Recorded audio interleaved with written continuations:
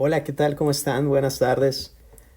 Bueno, me llamo José Alberto Ortiz Osalde, pues soy el famoso Dr. Paps. Bueno, o al menos yo creo que soy famoso, o lo quiero ser, no sé. Y pues bueno, les traigo un tema súper exquisito, que es el de diabetes. Bueno, les he dicho que soy médico, pero también soy profesor, soy un alumno, el que me conoce sabe que me gusta estudiar continuamente. Soy un poeta, un cantante, un youtuber, dibujante, escritor, humorista, bueno, soy todo eso, ¿no? Y lo que se me ocurra que pues para eso estamos vivos, para ser lo que queramos ser. Así ustedes pueden ser lo que quieran, pero como siempre le he dicho a mis alumnos, no quiero que cambien. Solo quiero, no quiero que cambien su esencia, solo quiero que se apasionen por esto. Sobre todo porque el conocimiento de medicina bien adquirido nos va a servir en el futuro para aliviar el dolor y el sufrimiento de nuestros pacientes. Entonces ustedes pueden ser y hacer lo que quieran, siempre y cuando mantengan ese deseo, ese fervor por buscar el conocimiento para curar. Yo sé que tienen la capacidad. Bueno, sin más preámbulo, los puntos a tratar van a ser hablar un poco de la definición, la clasificación y la última clasificación de la OMS. Hablaremos de la fisiopatología básica, el diagnóstico. Yo creo que nos vamos a saltar esto de fisiopatología y lo voy a dejar para otro video. Luego nos vamos a seguir con el tratamiento farmacológico, las metas del tratamiento, complicaciones agudas y crónicas. Y bueno, algunos conceptos. ¿De dónde viene la palabra diabetes? Pues la palabra diabetes fue dicha por primera vez por Areatus de Capadocia, ¿sí? Que diabetes significa en griego sifón y describía una enfermedad haciendo alusión a un derretimiento de carne y de las extremidades a través de la orina. Luego la palabra mellitus, que viene del latín miel, se le agregó a la palabra diabetes en 1675 por Thomas Willis, ya que él percibió que en la orina de los pacientes diabéticos se encontraba dulce. O sea, esta persona probaba la orina. Sé que parece completamente descabellado, pero en aquel entonces un hábito relativamente común entre los médicos era la observación e incluso utilizar el gusto para probar algunos fluidos corporales. Se habla incluso de médicos que probaban las evacuaciones de los pacientes o las olían directamente para suponer de qué consistían. Es impresionante. Sin embargo, algo que sí es seguro que han visto o hayan escuchado es cuando se forman hormigas o que se acomodan hormigas cerca de la orina de los pacientes con diabetes. Y eso se debe a la alta carga de glucosa que pasa a través de la orina. ¿Se derrite el cuerpo no se derrite, ¿sí? Pero era una idea con la que podían describirlo en la antigüedad. En sí, la diabetes pertenece a un grupo de trastornos heterogéneos, grupos de trastornos metabólicos heterogéneos que comparten algo en común. Y ese algo en común es un fenotipo, el fenotipo de hiperglucemia, ¿sí? La hiperglucemia se puede deber a una alteración en la producción y o en la liberación de la insulina a través de la célula beta pancreática, o puede ser por una alteración en el uso, una alteración en el aprovechamiento o en la función de la insulina en los órganos diana, o simplemente, o más complejamente, una combinación de estos mecanismos. Hay otra definición dada por la Organización Mundial de la Salud que dice que es un trastorno son un grupo de trastornos metabólicos que lo caracterizan principalmente por la hiperglucemia Y te dice, la etiopatología es heterogénea, incluyendo defectos en la secreción, en la acción o en ambos. Y también puse en amarillo algo que agregan, que puede ser también debida a una alteración en el metabolismo de los carbohidratos, las grasas o las proteínas. Ese es el concepto de diabetes mellitus. Entonces tenemos que quedar en claro que define a un grupo heterogéneo de trastornos que caracterizan una hiperglucemia, ¿sí? Es lo más importante. ¿Cómo podemos clasificar a la diabetes? Bueno, hasta antes del 2019 se clasificaba de la siguiente manera, como diabetes mellitus tipo 1, en la cual se englobaba la diabetes mellitus tipo 1 que se debe a una destrucción de las células betapancreáticas, principalmente por un mecanismo inmune y por otro mecanismo que no se sabe, idiopático. Tenemos a la diabetes mellitus tipo 2, ¿sí? Esta es principalmente debida a la resistencia a la insulina y una disfunción de la célula beta-pancreática para secretar la insulina. Estas dos son las principales porque ocupan la mayoría de los casos de diabetes. Sin embargo, tenemos otras como diabetes mellitus de otras causas.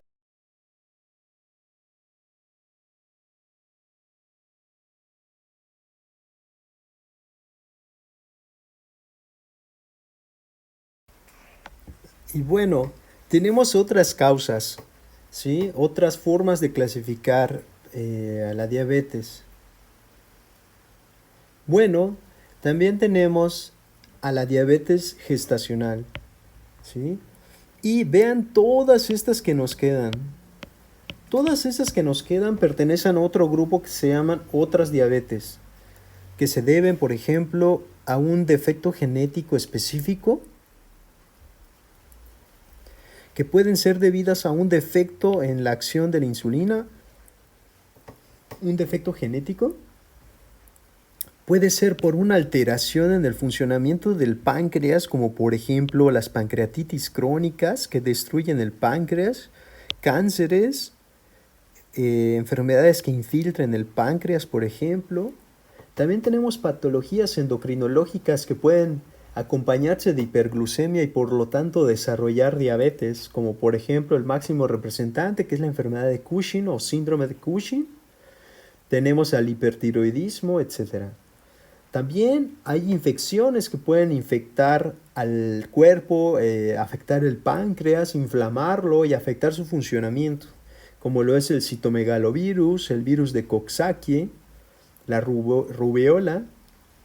Hay ciertos fármacos que predisponen o favorecen la hiperglucemia y me gustaría remarcar, por ejemplo, los glucocorticoides que se utilizan muy frecuentemente, incluso no requieren receta médica. Igual llama la atención los agonistas beta-adrenérgicos, ¿sí? Diuréticos tiacídicos. Si se dan cuenta, estos son muy comunes, los usamos frecuentemente. Y también hay síndromes genéticos que se asocian con diabetes, como es el síndrome de Down, Turner, Klinefelter y por supuesto el síndrome de Prader-Willi. Y bueno, ojo, esto es nuevo, o al menos relativamente nuevo, porque es del 2019 y esto es mencionado por la Organización Mundial de la Salud, ¿sí? Y vean cómo aquí lo clasifica un poco diferente a esta.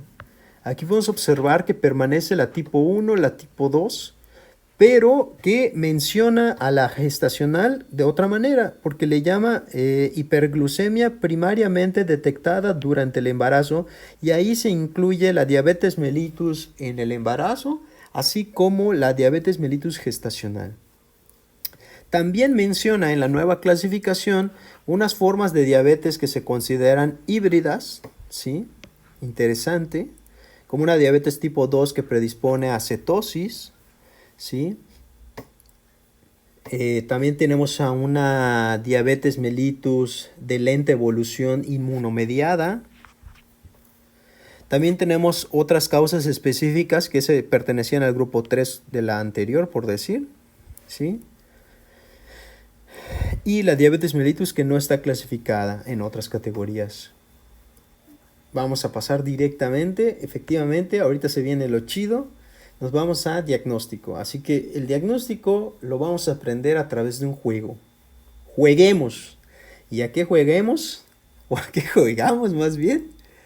A tratar de diagnosticar diabetes o no diabetes.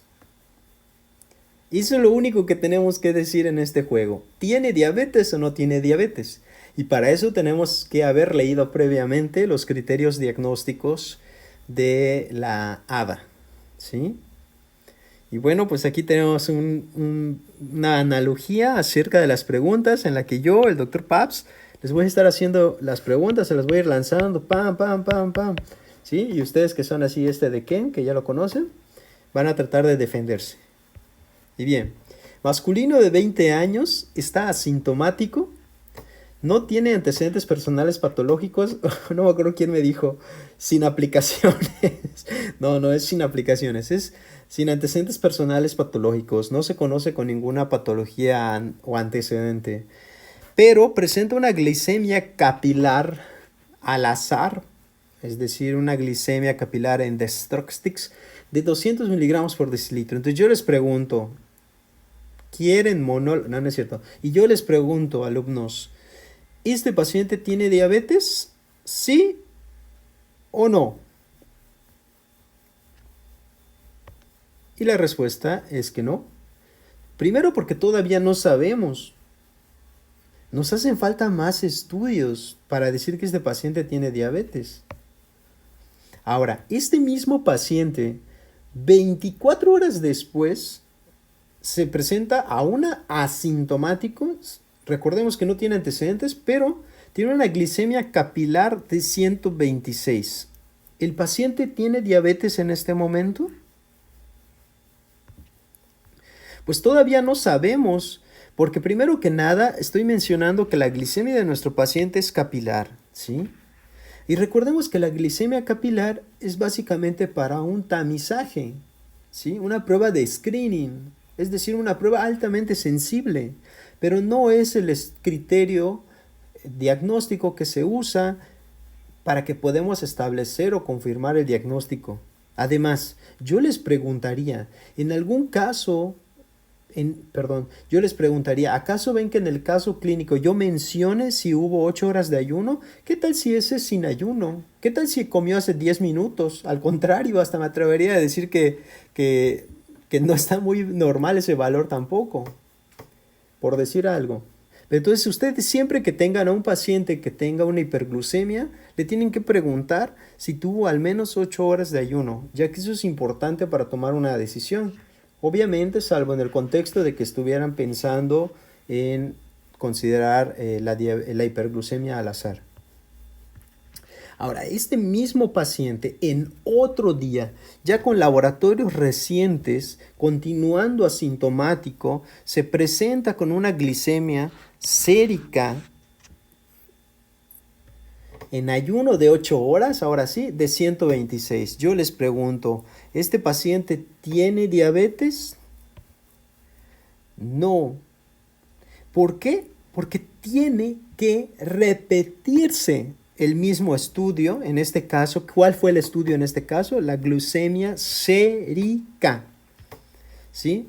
O que cumpliera otros de los criterios diagnósticos de diabetes. Ojo, el paciente tiene que tener al menos 2 estudios validados, cumpliendo los criterios diagnósticos, estudios diferentes, o el mismo estudio repetido en otro día y en las condiciones como se mencionan en los criterios diagnósticos. Por lo tanto, si solo tengo una evaluación que diga que tiene 126 de glicemia en ayuno, y ahora sí es sérica, o sea, no es la prueba de tamizaje, sino la prueba para hacer el diagnóstico, estaría bien, sí podríamos decir que tuviera el diagnóstico, pero en este caso, como es la primera vez que es sérica y además que tiene 126, pues bueno, esto tiene que quedarse como que hay que repetirlo, ¿no? El mismito paciente acude nuevamente, pero otro laboratorio, ¿sí? ¿Sí? Y una nueva glucemia sérica, también en ayuno de 8 horas y esta vez de 130. Entonces tenemos la de 126 sérica, tenemos la nueva de 130, tenemos incluso un antecedente de glicemia capilar también de 126 y también tenemos el antecedente de una glicemia capilar al azar de 200 en asintomático. ¿El paciente en este momento tiene diabetes? Y la respuesta es sí. Cumple el criterio. El criterio es una glicemia sérica de mayor o igual a 126 miligramos por decilitro en ayuno de al menos 8 horas. Esto, vean, claramente dice 2X. Además de que además dice la palabra sérica y no dice la palabra capilar, ¿verdad? No, ¿acaso leen capilar ahí? No lo leen, ¿sí? Y cuando dice sérica hace alusión a las clásicas tomas de muestra por venopunción o venosas, ¿no? No las capilares. Ahora, un masculino de 20 años que tiene mucho apetito, una sed importante, poliuria, sin antecedentes personales patológicos previos, tiene una glicemia capilar al azar de 199 miligramos por decilitro. ¿El paciente tiene diabetes? Claro que no. El criterio diagnóstico es una glucemia sérica al azar, ojo, sérica mayor o igual a 200 miligramos por decilitro, más síntomas típicos de hiperglucemia. Claro, o sea, hay que considerar que, por ejemplo, este paciente si no es diabético, ya pues nada casi le falta, ¿no? Para hacerlo, solo le falta un dígito para llegar a 200. Este paciente, aunque yo fui muy estricto de ponerlo de esta manera, es altamente probable que el paciente esté desarrollando o ya vaya a desarrollar diabetes o sea prediabético, etcétera, ¿no? Y bien, bueno, después de todas estas preguntas, ¿cómo están? ¿Sí? ¿Se sienten así, derrotados? Debiste prestar más atención a las clases, ahora estudia y sé un buen profesional de la salud, por todos los cielos. Entonces, ¿qué? ¿Vamos a continuar o ya les dio frío? ¿Tienen frío? Pues de una avestruz, vamos a darle. Bien, masculino de 20 años con mucho apetito, sed importante, micciones frecuentes, poliuria, con una glucemia capilar al azar de 201 miligramos. ¿El paciente tiene diabetes? No. El criterio diagnóstico es una glucemia sérica al azar, sérica, ¿sí? Al azar de 200 más síntomas típicos de hiperglucemia. Ya lo habíamos comentado. Y ustedes dirán, creo que exageras un poco. Pero no exagero.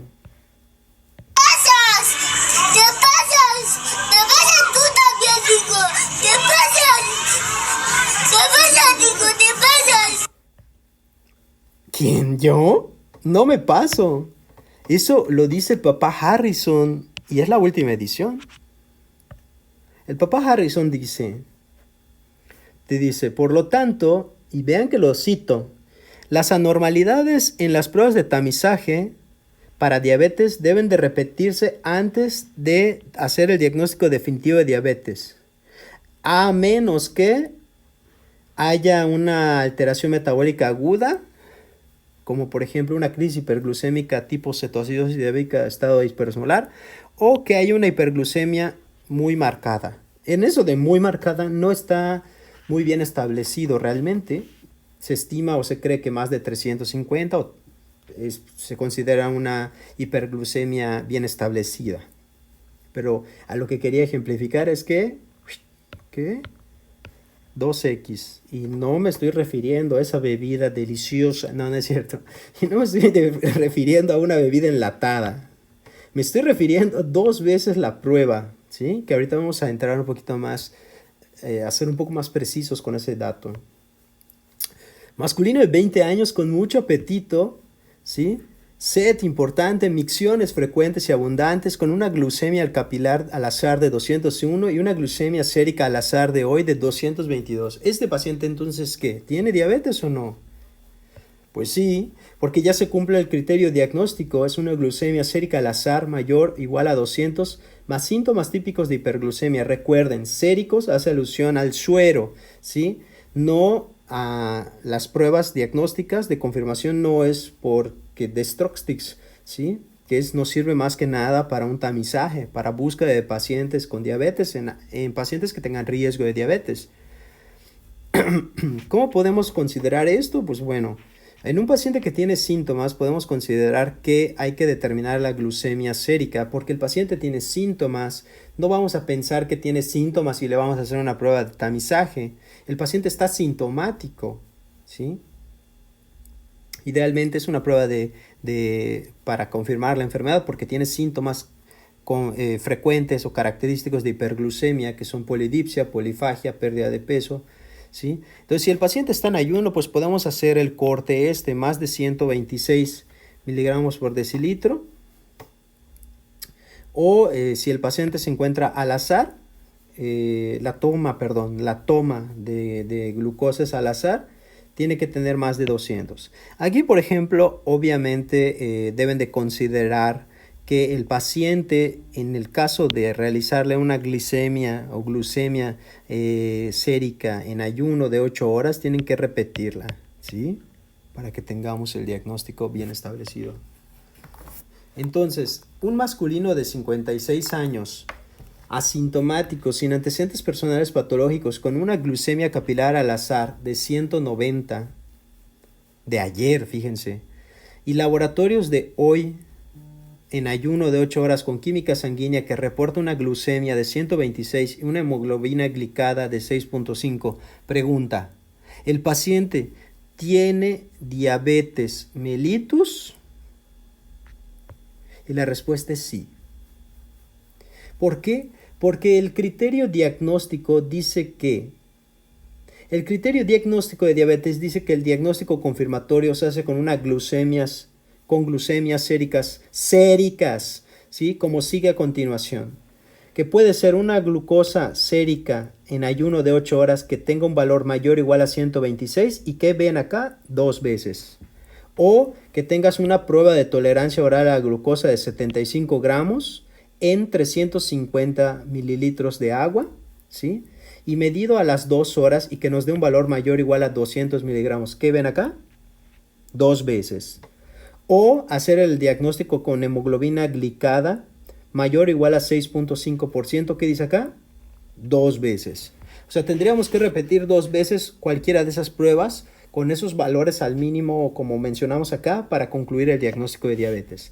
Otra forma de diagnosticar diabetes sin repetir es tener una glucosa sérica al azar mayor a 200 miligramos, mayor o igual, más síntomas de hiperglucemia que ya les dije cuáles son y ya, no hay que repetir nada ahí. O que tenga diagnóstico o que se haya hecho el diagnóstico en esa misma hospitalización de cetoacidosis diabética o estado hiperosmolar en cualquier momento. Ya con que tengas una crisis hiperglucémica ya tienes diabetes. O que tengas una hiperglucemia sérica inequívoca, que aquí disculpen si algún colega está viendo este video y ya buscó esa información, pero yo he leído 300, 350, principalmente 350 como marcador de valor de corte más habitual. ¿Sí? Una hiperglucemia sérica inequívoca más cualquiera de las primeras 3 pruebas positiva. Positiva para diabetes mellitus, ¿sí? Sin que requiera otra prueba. O sea, que el paciente, por ejemplo, tenga una sola de estas, no sé, de hoy, y que al día siguiente salga en la muestra de sangre venosa en cualquier momento, que tenga, no sé, 400 de glucosa, ya sería, por ejemplo, diabético, independientemente de que no sea en ayuno, por ejemplo, la siguiente prueba, por decir algo, ¿no? Por decir. O que se presente un paciente, como había dicho, ¿no? O sea, con niveles de glucosa extremadamente altas, ¿no? Y que no tengan una explicación de otra índole. Y también podemos hacer el diagnóstico con una combinación de 2 pruebas en la misma muestra de sangre que cumpla los criterios diagnósticos, ¿no? Que cumpla los criterios diagnósticos en la misma muestra de sangre. O sea, aquí vean este ejemplo bien claro. Le hicieron una glucemia en la misma muestra de sangre y le hicieron una hemoglobina glicada. Le sacaron sangre al paciente y hicieron 2 evaluaciones. Una de la glucemia en ayuno de 8 horas y otra de la hemoglobina glicada. Y bueno, pues como pueden observar, aquí tenemos los criterios diagnósticos para hacer, pues vamos, valga la redundancia, para hacer el diagnóstico de diabetes mellitus. Bueno, con eso finalizamos. Ah, no, miren, todavía faltaba uno. Dice, masculino de 56 años. Bueno, continuamos. Masculino de 56 años, asintomático, sin antecedentes personales patológicos, con glucemias capilares al azar de 190 miligramos por decilitro de ayer. Y laboratorios del día de hoy en ayuno de 8 horas con una química sanguínea que reporta una glucemia de 126 miligramos por decilitro y una hemoglobina glicada de 6.49%. ¿El paciente padece o no de diabetes? ¿Hay o no hay? Y la respuesta es... ya vieron, puse 6.49, no 6.5 como dice el hada. Usted es diabólico. No sé si ya vieron ese capítulo de Los Simpson. Por favor, véanlo porque es maravilloso. Es una obra maestra. Se van a reír mucho. Pero bueno, continuando. Bueno, cabalmente no se cumplen los criterios diagnósticos planteados, ¿verdad? Así que hay que considerar dos cosas. Primero, la hemoglobina glicada en este paciente ¿es fiable? ¿A qué me refiero con eso?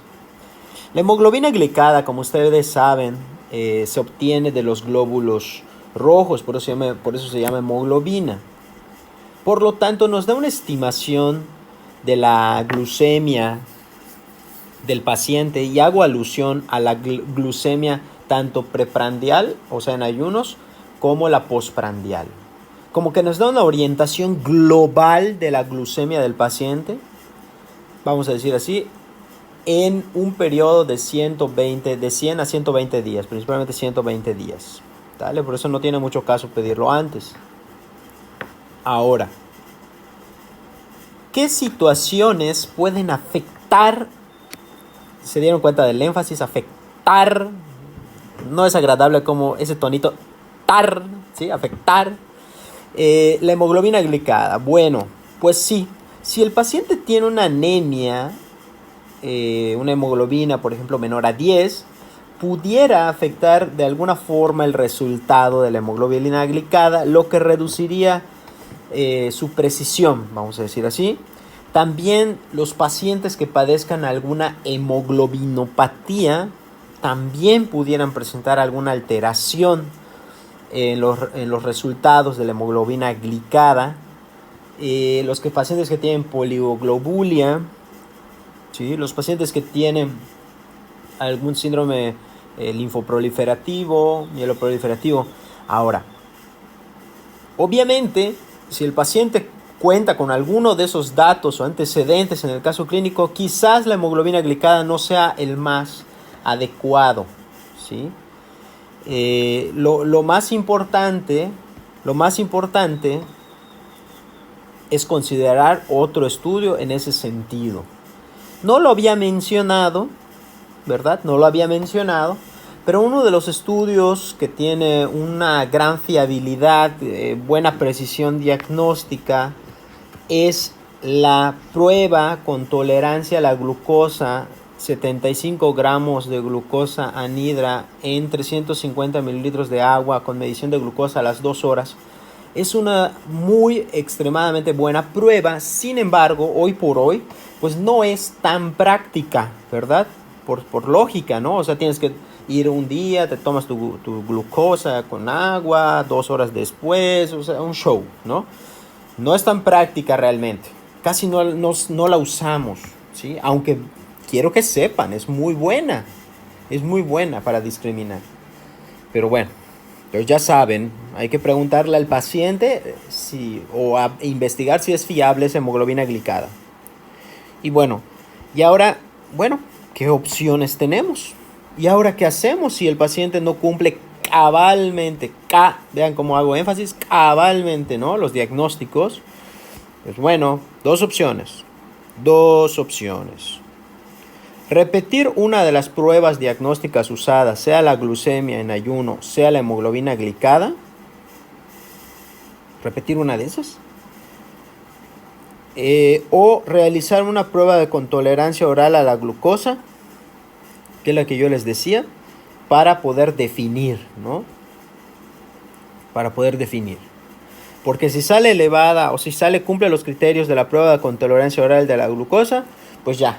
O sea, el paciente tiene diabetes porque cumpliría el criterio de glucemia al azar de 126 más prueba de tolerancia oral a la glucosa. Ahora, si el paciente sale negativo a una de estas dos pruebas, sea porque repites y no cumple el criterio, o sea porque le haces la prueba de tolerancia y no cumple el criterio, pues el paciente en sí no tiene diabetes, pero sí que puede tener definitivamente alguna alteración en el metabolismo de la glucosa o prediabetes, por decir, ¿no? Hola, ¿qué tal? Bueno, ya con esto finalizamos el apartado de conceptos y definiciones. También terminamos el apartado de clasificación de la diabetes y los criterios diagnósticos de diabetes. Eh, Nada más para finalizar, no olviden que el diagnóstico de diabetes se basa en presentar una hiperglucemia, esta que se pueda evidenciar de forma plasmática o sérica, ¿sí? Idealmente realizando una repetición de la misma prueba, o puede ser otra de las pruebas validadas o test que documenten criterios diagnósticos de diabetes mellitus. Las excepciones a esa regla son que tengas síntomas de diabetes y que tengas una muestra mayor de 200 miligramos por decilitro al azar de glucosa, o que el paciente se haya presentado o diagnosticado con diabetes porque se presentó con un cuadro de crisis hiperglucémica tipo cetoacidosis o estado hiperosmolar, o que tenga cifras de glucosa extremadamente elevadas y que esto no pueda deberse por otra causa, ¿no? Y asimismo, o sea, si el paciente no cumple los criterios de diabetes, pero presenta una glucosa plasmática alterada, ¿sí? Aunque no sean criterios de diabetes, pues bueno, podemos considerar que si se mantiene esto, o sea, si también se repite esto en más de una prueba, o sea, dos pruebas, podríamos decir que el paciente pues presenta una prediabetes o una alteración en el metabolismo de la glucosa, ¿sí? Eso es importante, o sea, tenerlo documentado en dos ocasiones, tanto para el diagnóstico de diabetes como para el de prediabetes. No hablaré en este momento del manejo porque este va a ser otro video. Y pues creo que nada más. Quiero agradecerles mucho por su tiempo. Espero que les agrade mucho la manera en que realizo las videoclases. Pues como saben, enseñar es una de mis más grandes pasiones. Si alguno de mis colegas o incluso mis estudiantes detectan algún error, pues por favor comuníquenmelo, pues para que yo lo pueda corregir. ¿Vale? Yo pienso que podemos alcanzar un alto nivel de conocimiento si pues estamos abiertos a críticas, ¿no? Y pues muchas gracias, que pasen un bonito día.